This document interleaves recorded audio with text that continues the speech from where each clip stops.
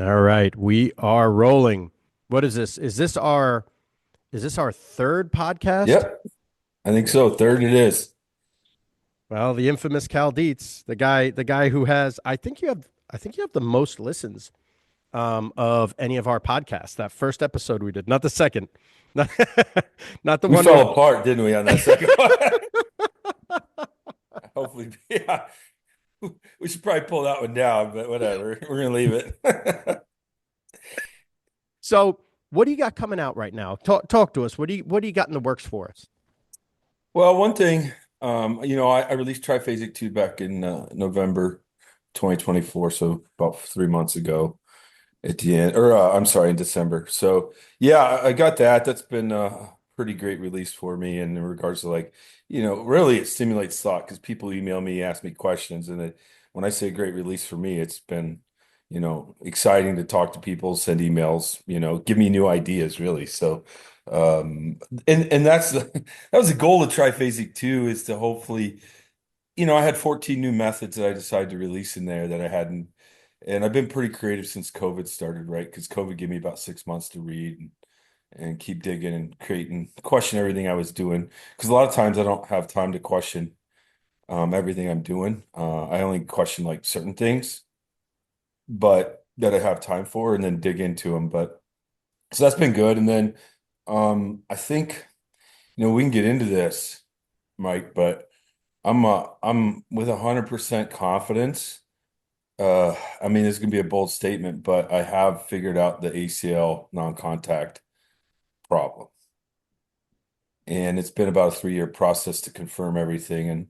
But I'm 100% on when I got a game film of somebody or in action blowing an ACL, and then I don't even look at that. I look at the game, like the film before that. If coaches could get it to me, I can identify that they were at risk prior to that happening. So, and I shot the what the failures are. I just have to do the testing, So the goal with a course like that is to get it in people's hands, and I'm not gonna charge too much for it because I think it'll be about a 2-hour course explaining what's going on. But basically what you have with that is a double system failure. So there's two systems that are extremely vulnerable, um, that have failed, and then it puts you at high risk for an ACL. And with that being said, now those aren't the only two things because everything people have talked about, they're actually right. So like the Q angle, if you got wider hips, well, these systems, if they're not optimal, you can see how they're really they're worse because somebody has wider hips because their leverage to support the stability that takes place at that time has failed. And these two systems that I'm going to talk about in that course that fail, they're really stability systems. And I even talked to you about how people have force plate readings that are bad for 3 or 4 weeks, maybe even 2 or 3 months on somebody when they're jumping. One leg's bad at producing force or absorbing. Well, if it's literally both, then you have a stability problem. And these two things tend to solve it. Now, again, you could have the thing that'll shut these bones down, or the thing that'll shut these basically, it's two sling systems. And the course should be out in the next 4 to 5 days. So by the time you guys process this, people, but really, these two slings, they lack stability. And if you have a cuboid or a talus bone that's out of place, it shuts these things off from the slings, the stability slings, all the way up to the shoulder. I've tracked the muscles. So people have to realize a bruise in the thigh can shut these things off, which then puts you at risk. How I found this was an athlete of mine had shoulder surgery, and this is how I operate. So I basically, if I see a human move incorrectly or they recruit the wrong pattern, I don't coach them into that pattern. We've talked about that on other podcasts because really the brain's going, oh, I've organized myself to recruit the wrong pattern. Well, why? Right? So then what I do is I muscle test everything in that area to see what's off, to see what's not working well. And that gives me an indicator of what muscle groups are not working. And then I just figure out how it expands throughout the body. And sometimes I find things like groups of muscles that work together that I didn't know they work together.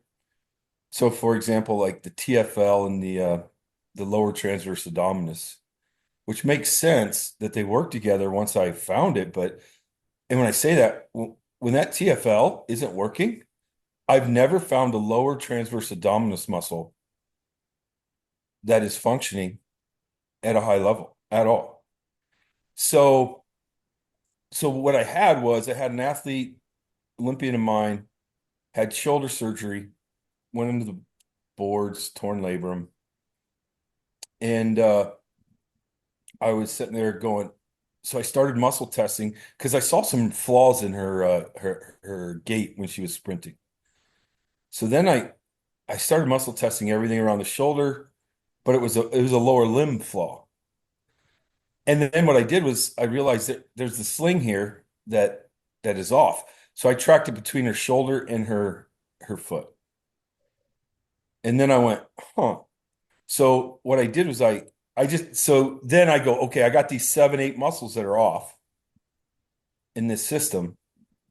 So then what I did was I go back and I say, okay, I'm gonna usually what I'll do is I'll reset one of the muscles, right? Or vibrate it with a massage gun, get it on, and then I retest everything else. So I and I knew her shoulder would be bad, right? Because she had shoulder surgery. She was probably only 2.5, 3 months out, maybe a little bit more.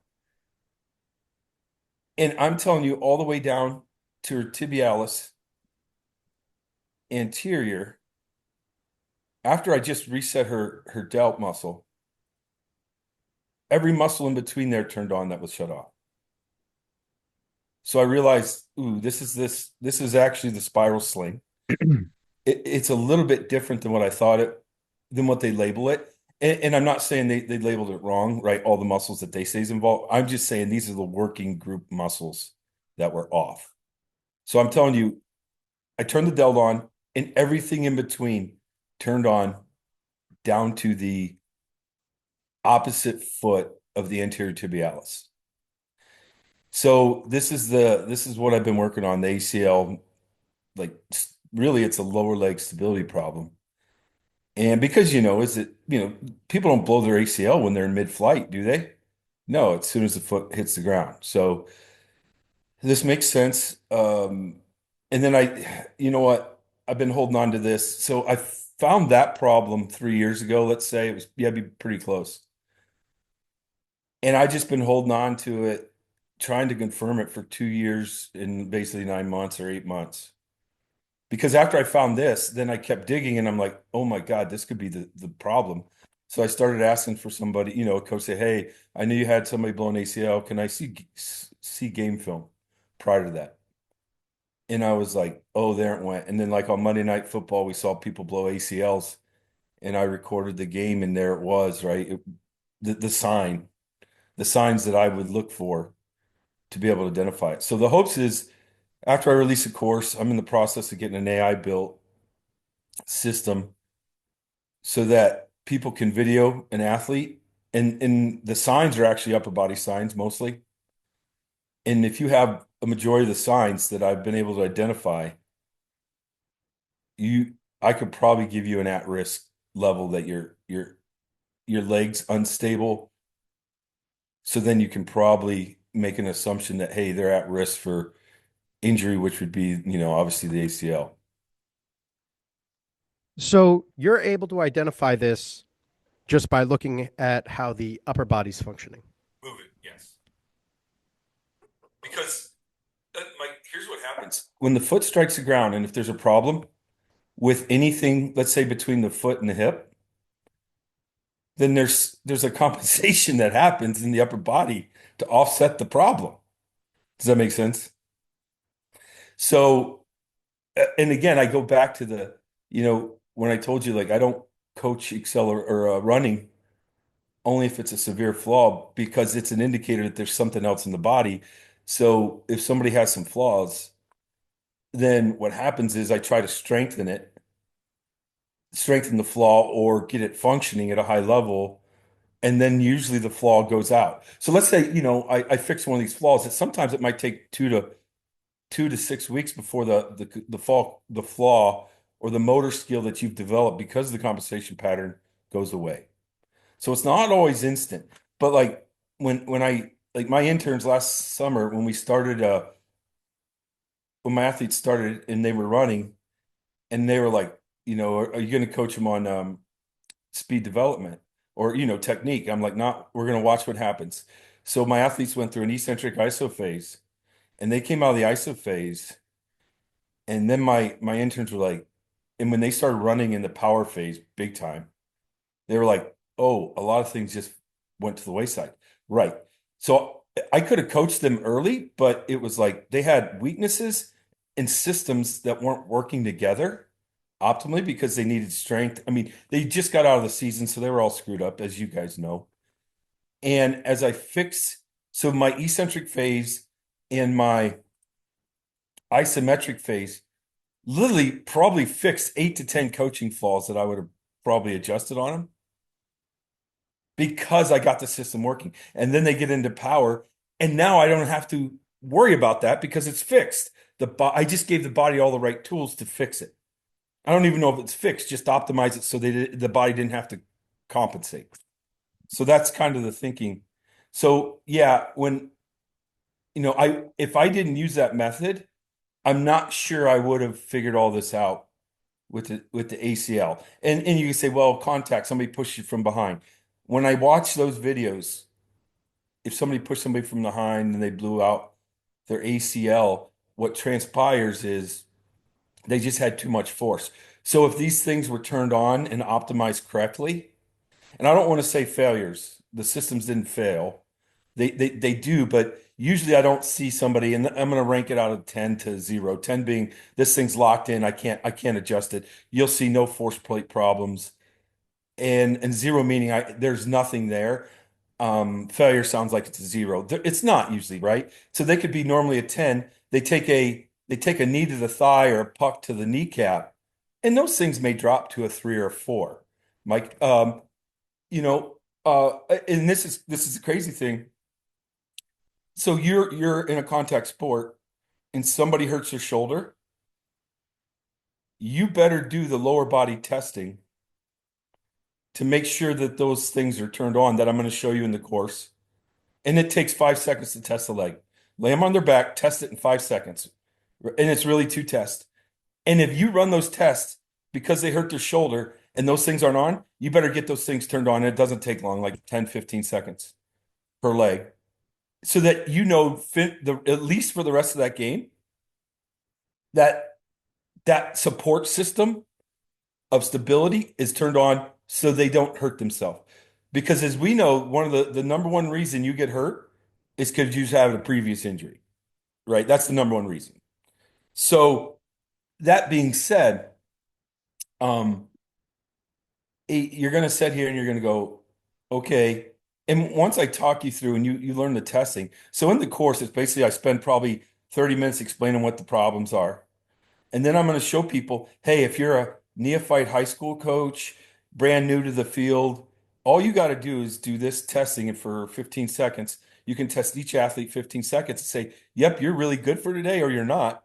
They take a massage gun and they go through the spots that I tell them, and then they you can retest them if you want, but I've never had them not like turn on unless there's some serious pain, at least for the next few hours, so that they're in a better spot. Because the reason I'm releasing this so soon, and it's not going to be like a whole production, was because I've seen too many ACLs recently, and I'm like, I got to get this out to the people.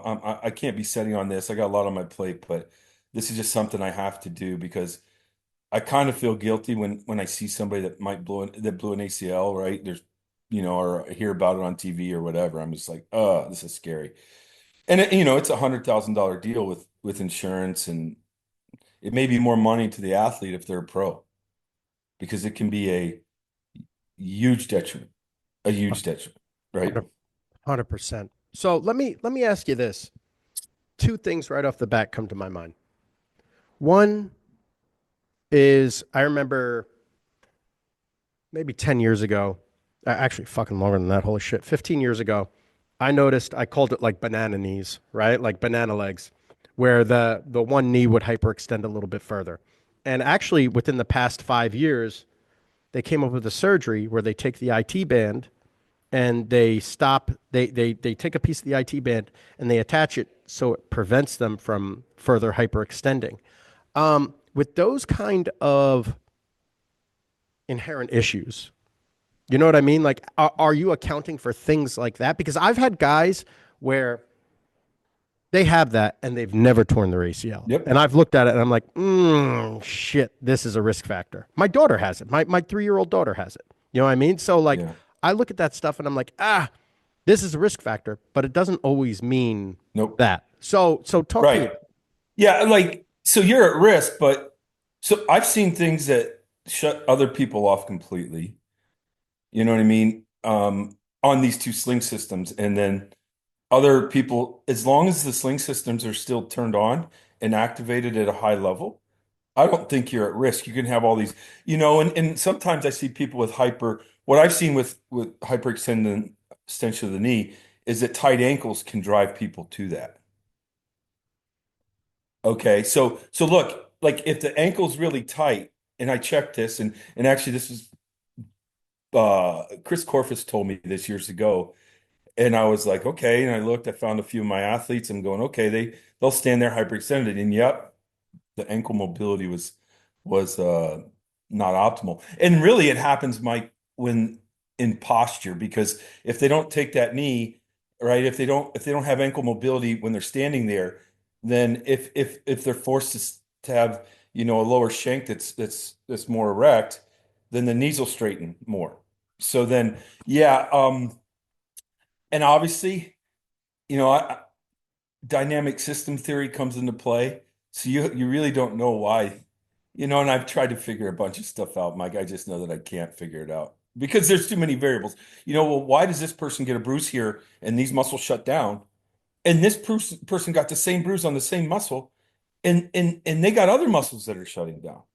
So the hard part with what we're saying and what you're asking, and a great question, and people should start to think as they hear us talk that, maybe I should stop posting on Instagram stuff that actually probably doesn't matter. You know what I mean? Like, holy buckets, I'm gonna go on a rant. I, I see you, I see these people on Instagram. Oh, look at me do it this way. And I watch them, I'm like, dude, whatever you're preaching there is it. When I see you move, you don't have what you're saying you have, bro, or you're not doing what you're saying you're training. And like I'm going, oh my, and I don't want to rip on them, so I don't say anything, but like, oh man, it's so much deeper than Instagram, right? I'm talking. I could show you in 5 seconds how to test this ACL thing, but I could spend 10 hours talking about what's going on within that. You know what I mean? Like, as you've heard me lecture before, but you're just sitting here going, man, it's just so deep. But anyway, so the dynamic system theory, how things are and how people respond, Mike. So, Mike, everybody goes, the glute med. I've gotten hate email from across the world. Like people will go, oh, I'm going to do a glute med exercise because the glute meds are bad. Well, did you test them? And the PT and the athletic trainer or the strength coach looks at me and they realize they're like, oh shit, I have it. Well, how the hell do you know if they got a bad glute med? Well, I just know, right? Oh, that's great because I don't.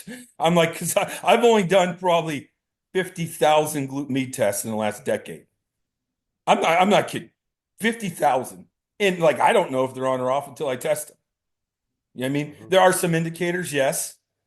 But I'm going to sit here and I'm going to go, okay, okay. And then you do these banded exercises. So I tested kids' glute med, and it's a 5 out of 10.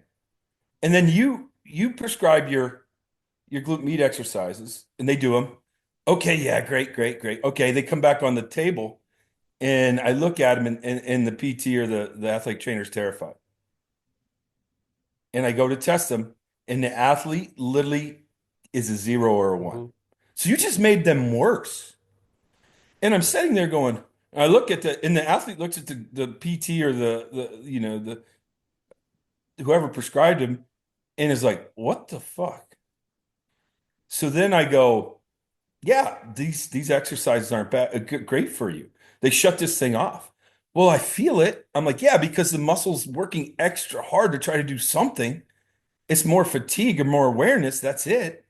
So then, but you know what? I show that to a PT, and guess what they keep doing? They keep doing the exercises. And I've had athletes with lower back problems. I said, just stop doing those exercises. And guess what? It all just went away, the back pain. You know what I mean? So they were actually making it worse.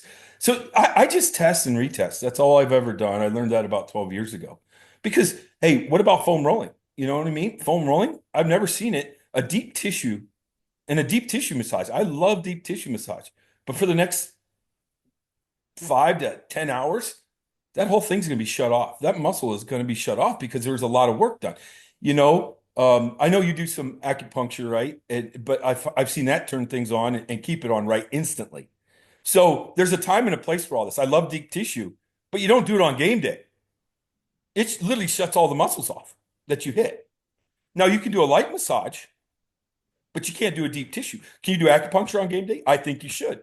If you know what you do, right? Like I can't do it, you can do it. But the point is how about you just test and see you get a response?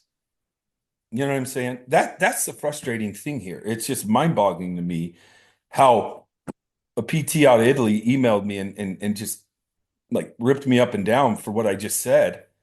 And I'm like, did you test it? He's like, no, but I know I'm right. Okay, great. Just test it for me. He's like, okay. And then 2 weeks later, I emailed him back. Hey, did you test it? Nothing, right? Nothing. Because he knows I'm right. I've seen it. I've seen it thousands of times. Yeah, you know what I've seen with a lot of the exercise prescription is if you just give them the basic mumbo jumbo, banded clams, whatever the fuck, it doesn't really go all that well. Now, what I have seen do well is maximum isometrics, or like maximum eccentrics, where you're sitting there and you're fucking cranking on the thing, right? Yeah. That seems to get the motor units actually recruiting and to get the brain Yep. to actually get them to fire. But the basic exercises, man, it is I haven't really seen too much to help like quote unquote turn muscles on. And it's like a lot to be able to do it with your hands. Well, can I give you why I think? So that let's say there's a muscle that's not working very well, and it doesn't work normally by itself well.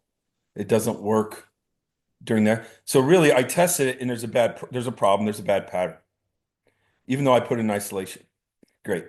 You do exercises, and it gets worse. What have you done? You've basically ingrained another more bad patterns, right? That's all you've done versus the isometrics you speak of. It locks them in, right? And it's doing it is so my principle on why the isometrics and or the max effort that you're talking about working on them, right? Is essentially and I can give you examples of this other ways, Mike, but I sit here and I go, really, you're just overriding the brain. Well, the brain's overriding the compensation pattern. So the reason it's not working is there's a compensation pattern. And that tells me you have a bad pattern. You do an exercise and it gets worse. You just ingrain another more bad patterns or the same bad pattern. And then you take an isometric and work on them or a super maximal isolated exercise. And that worked better. The brain says, hey, I have to do this to survive. So I'm going to rewire myself back to where I should be. Does that make sense?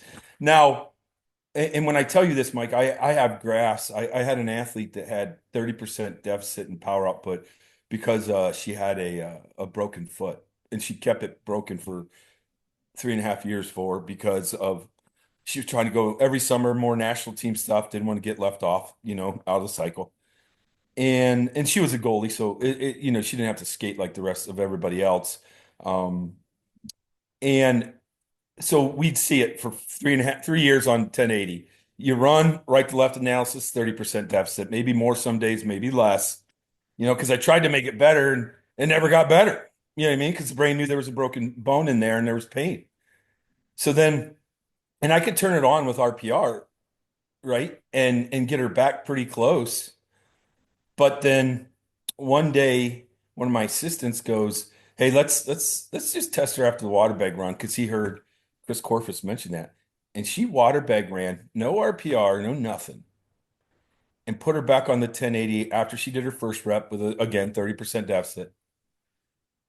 And that waterbag run actually turned her on, and she was no deficit. At least she was the next day. But during that day, so then I realized I'm like, oh my God. And the water bag run was at 15, 20 meters. Straight Mhm. run, holding not above her head, not anything crazy, and in front. And what I believe happened, and I think this happens, like, is that the brain goes, what the hell is going on here? And it says, this is survival. And I have to rewire. So the brain rewired everything and turned everything on to survive that water bag run. Because that could be dangerous. You could blow a knee, you could blow an ankle on a water bag run, like theoretically.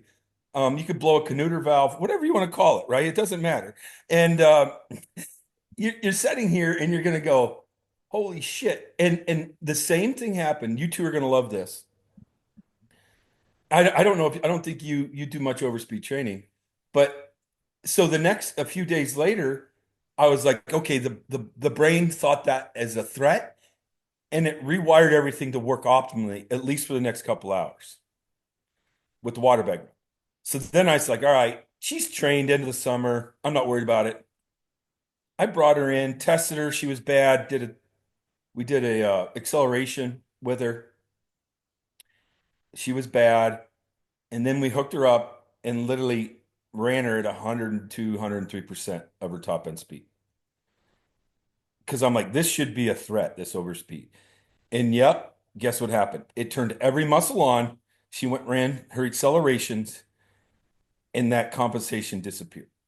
So I began to realize that the brain can override these compensation patterns for survival because it perceives, hey, the old injury and the reason I'm compensating is less of a threat than what I'm dealing with now, the water bag or the overspeed training. So I am going to override that old stuff. And then once you get everything turned on, in my opinion, if you do, you can do the glute med exercises then if you want to maybe ingrain the patterns, right? But you but I don't. I just do my normal program and they seem to come back on, right? So, but the point is I sit here and I'm going, okay, if I can test all this, all I have to do is test and retest to make sure things are actually doing what I think they're doing.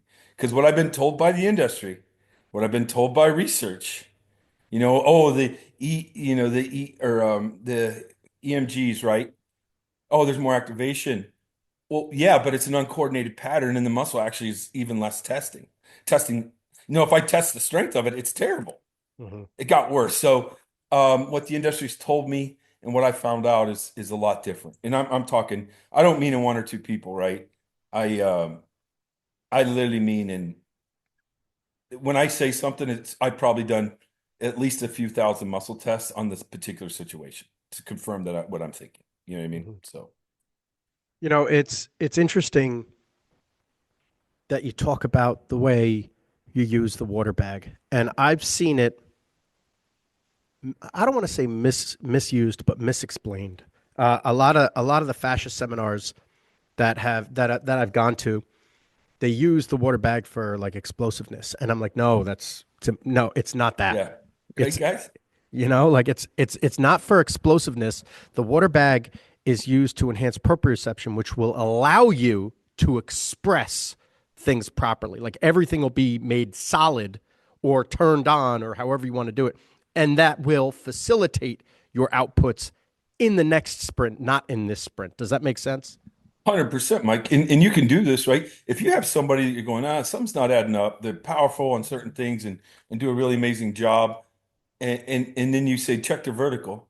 And then if you go do a water bag run, and we're talking, it's literally 2 seconds, maybe three. They come back to vertical jump. and they jump higher, you know their limiting factor was proprioception and the ability to apply force in the right direction. Yep. So you're sitting here going, I just improved their vertical jump because I just got everything turned on. Everything's excited the right way. And holy buckets, they got a better performance, of course. That's exactly it. And but to your point, like don't people don't think that way. Again, we're ripping on maybe Instagram and stuff. I'm going to do a waterbag training for explosiveness. It's not that way, right? You're going to be less. Did you measure it? Because I test and measure everything just to see if I get results. It's not research, right? It's not everything's not 100% like if I did this in 10 different groups of people, whatever, but like people just got to understand, I just validate the test, make sure it's a pre and post test, the same scenario. And I'm going, okay, this isn't working. Why isn't it working? I can't answer it. 15 years ago, I couldn't answer it. Now I'm starting to get like patterns of things, and now I can answer things. But you're dead right. It's just mind-numbing when you hear stuff and people talk like, oh, I do this too. I'm like, holy buckets, that doesn't do that actually. You know what I mean? I'm like, did you test anything? And they're like, oh no, I did. They look better doing the exercise.